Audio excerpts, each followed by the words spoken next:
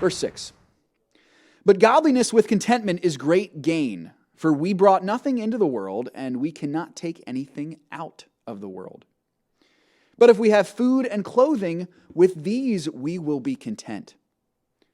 But those who desire to be rich fall into temptation, into a snare, into many senseless and harmful desires that plunge people into ruin and destruction. Here's that verse.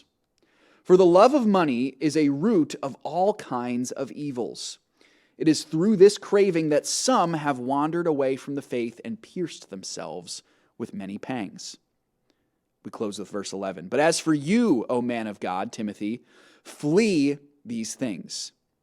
Pursue righteousness, godliness, faith, love, steadfastness, and gentleness. And Paul continues to encourage Timothy to fight the good fight of faith.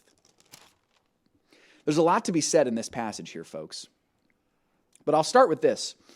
In verse 6, according to my commentary, the Greek word for this, contentment, is self-sufficiency. And it was actually a word that was often used by the ancient Stoic philosophers, the Greek philosophers.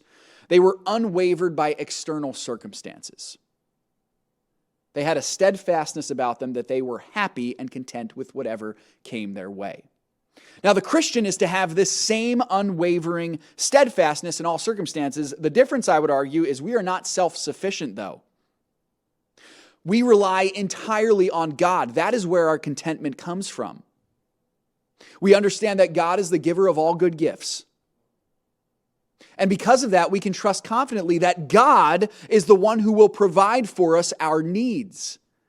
It's both humbling when we realize that, oh, wow, none of this is actually up to me, and also quite freeing because you realize that, oh, none of this is up to me.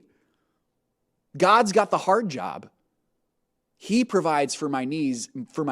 I simply need to be a good steward with what He's given me, as we talked about yesterday.